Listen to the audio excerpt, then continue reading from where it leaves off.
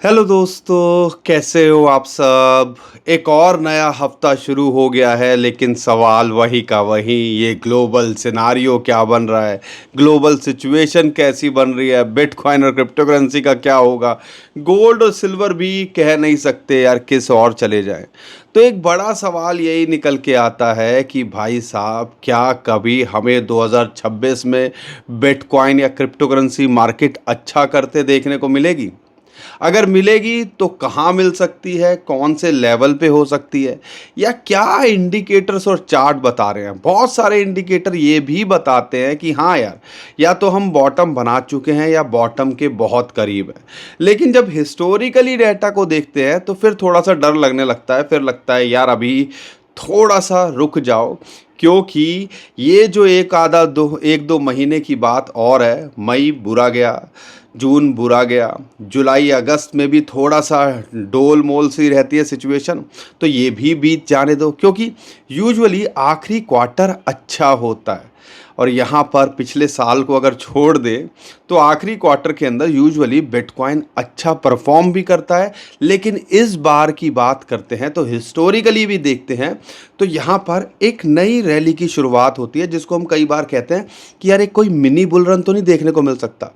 थोड़ा सा डिटेल में समझाने और बताने की कोशिश तो मैं करूँगा ही, लेकिन थोड़ा सा सावधानी रखनी है, क्योंकि यहाँ पर बिटकॉइन और क्रिप्टोकरेंसी मार्केट के अंदर खासकर बिटकॉइन एक सेंसिटिव जोन के ऊपर यहाँ होवर कर रहा है, जो 200 वीक मूविंग एवरेज और 50 मंथ मूविंग एवरेज। और इसके बारे में मैंने लगातार आपको बताया। फिलहाल अभी आया $62,000, जहाँ पे 200 वीक मूविंग एवरेज की इसको सपोर्ट मिली, और वहाँ से अभी बाउंस बैक करता देखने को मिल रहा है।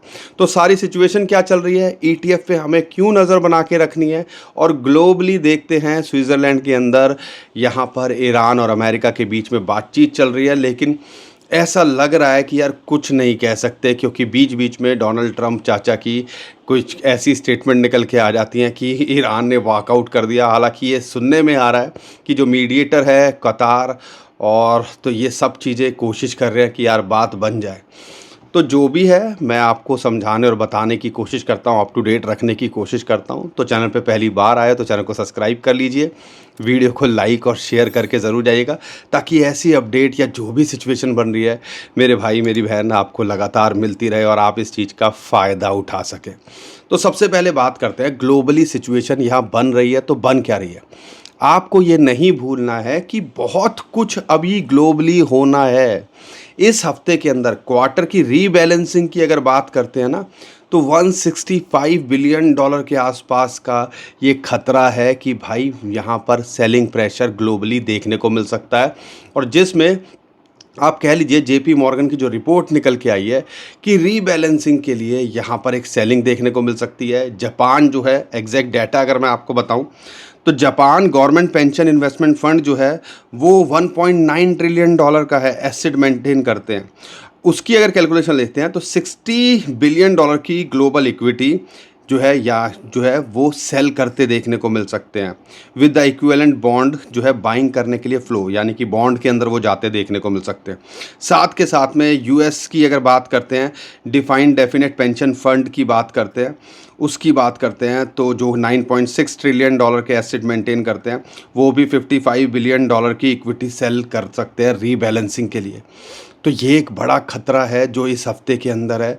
तो ये थोड़ा सा संभाल के रहिएगा। अगर यूएसए की मार्केट जब अच्छा करती है तो बिटकॉइन क्रिप्टोकरेंसी अच्छा करती है, लेकिन अगर ग्लोबल मार्केट यूएसए की मार्केट पे अगर प्रेशर पड़ा तो बिटकॉइन और क्रिप्टोकरेंसी पे दोबारा से यहाँ पे प्रेशर देखने को मिल सकता है। और चेरी ऑन द केक, ये ट्रम्प चाचा मानने वाले तो है नहीं, बीच बीच में ऐसी स्टेटमेंट दे देते हैं, सिग्नेचर करने के बाद बोल रहे हैं कि हम तो 10 सेंट भी नहीं देंगे, एक चवन्नी नहीं देंगे।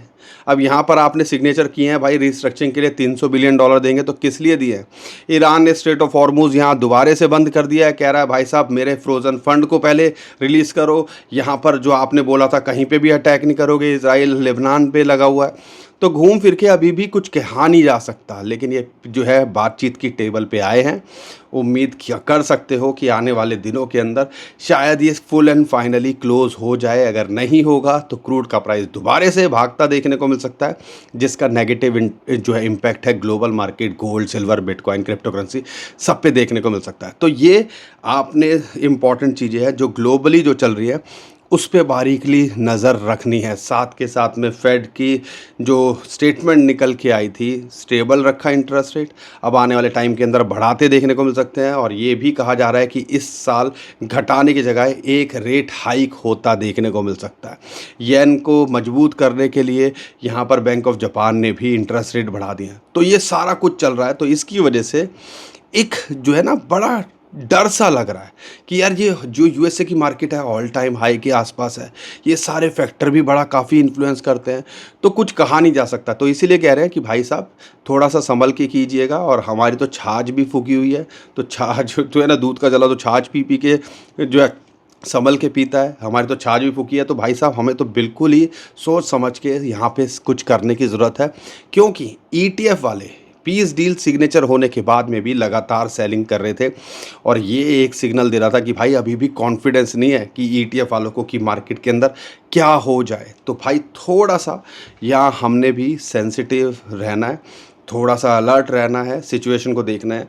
इस हफ्ते ईटीएफ वाले क्या करते हैं, क्योंकि ईटीएफ का अच्छा परफॉर्म करना इसलिए भी ज़रूरी है। अगर ईटीएफ अच्छा करेंगे तो समझ लीजिएगा आने वाले टाइम के अंदर ये ईटीएफ ही थे जो 65-60,000 डॉलर से सीधा 80-85 हज़ार डॉलर ले गए थे। और ये ईटीएफ ही थे जिसके सेलिंग प्रेशर की वजह से लगातार यहाँ पे सेलिंग होने की वजह से हमने दोबारा से बिटकॉइन को 60,000 डॉलर के नीचे देखा। तो ये हफ्ते क्या करते हैं, अगर ये थोड़ा सा माहौल चेंज होता है तो इस पे भी नज़र बना के रखनी है, ग्लोबली सिचुएशन क्या चल रही है इसको। तो हम किसी एक चीज़ पे डिपेंड नहीं रह सकते, तो हमने इन सारे फैक्टर्स को देखना है और फिर जोड़ के फाइनली क्या निकल के आता है उस पे हमने अपना कुछ सोचना है और बिना फाइनेंस एडवाइज़र के कुछ नहीं करना है, ठीक है ना।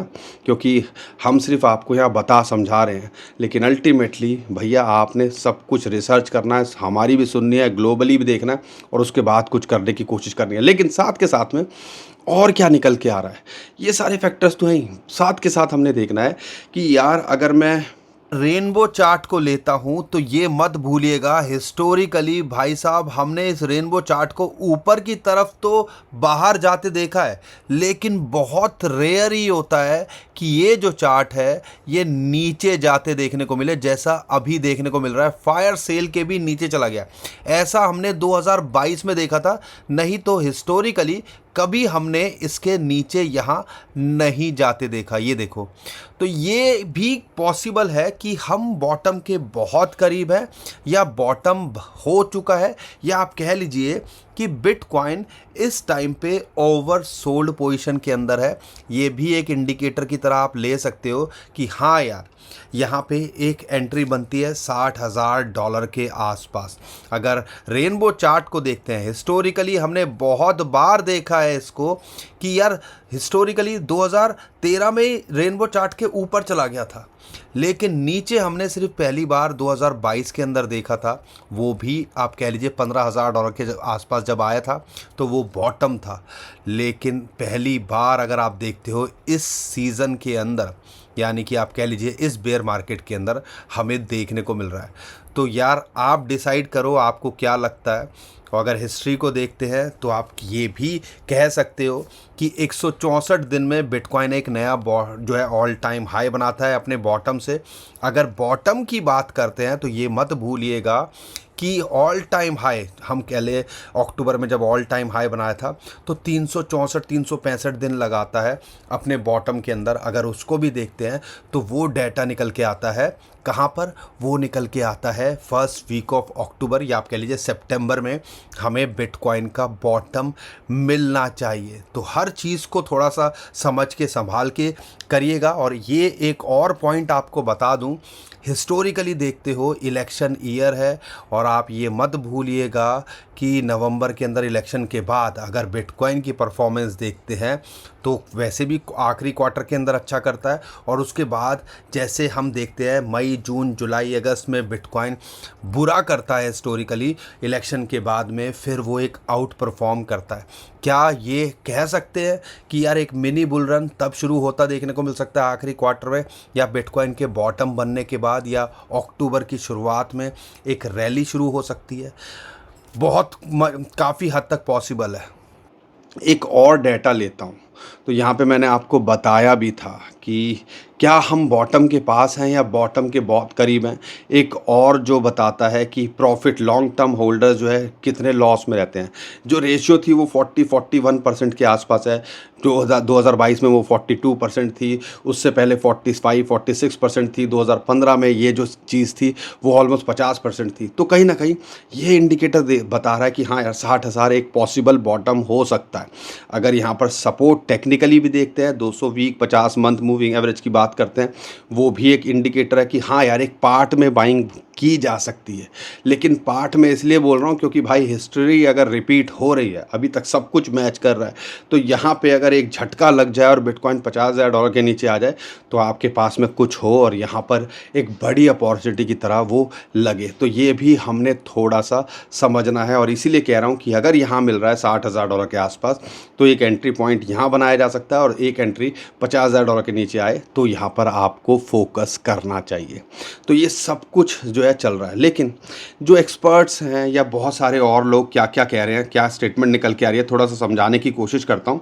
एक और चीज़ पे काफ़ी क्लोजली वॉच कर रहा है, 26 जून को जो ऑप्शन की एक्सपायरी है अगर आप देखते हो, वो भी कॉल्स एंड पुट की वो भी होनी है और वो अच्छी खासी होल्डिंग है। 1 बिलियन से लेके $3.4 बिलियन की जो एक्सपायर होनी है। तो थोड़ा सा संभल के रहिएगा, एक काफ़ी कुछ है। तो उस टाइम के आसपास भी अगले इस हफ्ते के अंदर मार्केट वोलेटाइल रह सकती है। लेकिन सीजी की एक स्टेटमेंट निकल के आई है कि गैलेक्सी डिजिटल के साथ में उनका इंटरव्यू था, उनका ये कहना है I am not going to exit. और अल्टीमेटली भाई इन वो करोड़पति आदमी, अरबपति आदमी, उनको क्या फ़र्क पड़ना है कितना भी हो जाए। क्या है, बिटकॉइन अगर 50% भी नीचे है तो आपको समझना है अभी भी प्रीवियस साइकिल से वो आउट परफॉर्म कर रहा है। ये बात मैं भी समझता हूँ, मैं भी मानता हूँ। लेकिन हमें क्या समझना है कि भाई साहब हमने, उनको कोई फ़र्क नहीं पड़ रहा मिलियंस बिलियंस ऊपर नीचे हो जाए, लेकिन हमारा पैसा भाई अगर थोड़ा सा भी 5-10% ऊपर नीचे हो जाता है तो हमारी दिल की धड़कनें बढ़नी शुरू हो जाती है, क्योंकि हमारे पास बहुत लिमिटेड सोर्सेज हैं। ठीक है ना, तो हमने थोड़ा सा देखभाल के सोच समझ के सारी चीज़ें करनी है और ये सारा कुछ हमने क्लोजली वॉच करना है। ठीक है ना, तो इन सारी स्टेटमेंट को देखते हैं। माइकल सेलर की बात करते हैं, उन्होंने फिर अपना जो है चार्ट शेयर किया, यानी कि आज भी उम्मीद कर सकते हो अनाउंसमेंट आते देखने को मिल सकती है कि भाई उन्होंने और बिटकॉइन खरीदे। ये सब कुछ चल रहा है, सब कुछ ठीक है, लेकिन हमने फोकस करना है कि ये जो जोन आया है, क्या यार ये अपॉर्चुनिटी की तरह है या $50,000 के नीचे आए तो ये अपॉर्चुनिटी की तरह होगा। ये तो बिटकॉइन को लेके। अगर इथेरियम को देखते हो, $1,500 से $1,600 एक अपॉर्चुनिटी की तरह था। अगर उसके बाद $50,000 के आसपास आए तो $1,000-1,200 के आसपास वो अपॉर्चुनिटी की तरह हो सकता है। लेकिन ऑल्ट कॉइन्स की बात करते हैं, मैं कुछ ऑल्ट कॉइन्स कई लोग बोल रहे हैं तो आपके साथ शेयर कर देता हूँ। खासकर अगर मैं बात करता हूँ यहाँ पर सोलाना की, सोल को देखते हैं, $60 के आसपास आया, अपॉर्चुनिटी थी, वहाँ आए तो फोकस करना है। $50 के नीचे आए तो यहाँ पे फोकस कर सकते हो। लेकिन कई कॉइन्स हैं जो ऐसा लगता है कि हाँ यार एक अच्छी रेंज में मिल सकते हैं। जैसे सुई की अगर बात करते हैं, $0.7 के आसपास चल रहा है। एक एंट्री है और एक एंट्री आधे डॉलर के आसपास आए और आप देख लो, रिस्क ले सकते हो, लॉन्ग टर्म के लिए देख सकते हो। तो ऐसा लगता है कि हाँ ये कुछ करता देखने को मिल सकता है। सुई की ब्लॉकचेन में थोड़े से इश्यूज़ निकल के आए थे, मैं मानता हूँ, लेकिन ये कर सकता है। जब मार्केट अच्छी होगी तो ये भी अच्छा परफॉर्म, या जिस लेवल पे है तो आप कह लीजिए आधे डॉलर से $5 की रैली लगाई थी तो ये कर सकता है।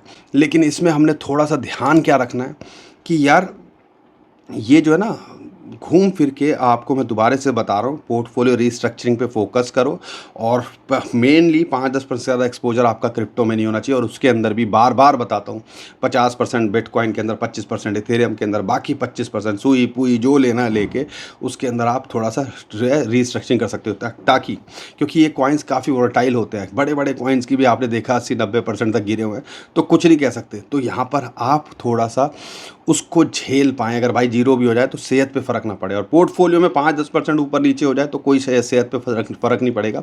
लेकिन अगर आपने सब कुछ लगा दिया तो भाई गई भैंस पानी में, वो वाली सिचुएशन हो जाती है। तो यही चीज़ हो रही है इस टाइम पे। कई लोग पूछ रहे हैं, चेन लिंक को देख के कर सकते हो। RW की बात करते हैं तो ये भी कुछ कर सकता है, $60 के आसपास मिले या $5 के आसपास मिले, दो लेवल्स हैं जिन पे फोकस कर सकते हो। साथ के साथ में बहुत सारे लोग पूछ रहे हैं यार डॉज कॉइन को लेके क्या करें। देखो, डॉज कॉइन की कहानी वो चली गई। एक टाइम पे जब रैली आई थी एलॉन मस्क ने अब तो मीम कॉइन का किसी कॉइन के बारे में बात करनी छोड़ दिया, तो आप कह लो कि यार मीम कॉइन अब वो नहीं चलेंगे। अब ऐसा लगता है RWA AI से रिलेटेड आप देखो, जैसे कि नियर हो गया, या आप कह सकते हो रेंडर, ये अच्छा परफॉर्म करे ना, दूसरे कंपेयर से देखते हो तो बॉटम बनाने के बाद अभी तक इतना नहीं टूटे हैं। तो ये भी आपने देखना है। RW के नरेटिव में देखते हो तो ऑन्डो, ऐसे कॉइन्स हैं जिन पे यार लिमिटेड रखने हैं, लेकिन अच्छे से रीस्ट्रक्चरिंग वाले फोकस करना है, या ऐसी चेन को देखना है जो हाँ अच्छा कर सकती है। लेकिन भाई घूम फिर के बता रहा हूँ, बिटकॉइन इथेरियम के अलावा जो कॉइन्स है ज़्यादा कॉन्फिडेंस उस पर आता नहीं है। और लोग तो जब ऐसी हालात है तो बिटकॉइन और इथेरियम पे ही क्वेश्चन उठाने लगे हैं, तो आप समझ सकते हो दूसरे कॉइन का क्या ही करेंगे। तो हमने थोड़ी सी समझदारी दिखानी है। लेकिन 100 बात की एक बात, अगर आप लॉन्ग टर्म के हिसाब से देख रहे हो, और अगर आप यहाँ पर सही से स्ट्रेटजी लेके चल रहे हो, अपने फाइनेंशियल एडवाइज़र से बिल्कुल अच्छे से करके चल रहे हो, एक एक चीज़ को ऑब्जर्व करके चल रहे हो, यहाँ पर कुछ हाथ में रख रहे हो, और यहाँ पर आप पार्ट में देख रहे हो, अगर मौका आए तो इससे नीचे आ जाए तो क्या, और क्या टूट जाएगा। थोड़ा सा ऐसी स्ट्रेटजी या पेशेंस दिखा के करोगे और थोड़ा सा लंबे समय के लिए देखते हो, तो उम्मीद कर सकते हो, ये टाइम हमने कई बार देखा है, तो ये वक्त भी गुजर जाएगा। तो थोड़ी समझदारी दिखानी है। बाकी मैं जो भी अपडेट आ रही है आपको करने की कोशिश कर ही रहा हूँ, तो डॉट्स को कनेक्ट करते रहो, तिनका थोड़ा थोड़ा बटोरते रहो, और यहाँ पे समझदारी से काम लोगे तो यहाँ पर अपॉर्चुनिटीज़ अभी भी क्रिप्टो के अंदर कम नहीं है। बाकी जो भी अपडेट है मैं आपको करता रहूँगा। उम्मीद करता हूँ आपको हमारा कंटेंट अच्छा लग रहा होगा। वीडियो पसंद आई है तो वीडियो को लाइक करिएगा, चैनल को सब्सक्राइब कीजिएगा। कोई कॉइन के बारे में पूछना चाहते हो तो कमेंट में हमसे वो भी पूछेगा, आने वाले टाइम के अंदर उसके बारे में भी मैं आपको बताने की कोशिश करूँगा। अभी के लिए विदा लेता हूँ। खुश रहिए, मुस्कुराते रहिए, कमाते रहिए। आपका दोस्त पंकज। थैंक यू, नमस्कार, धन्यवाद।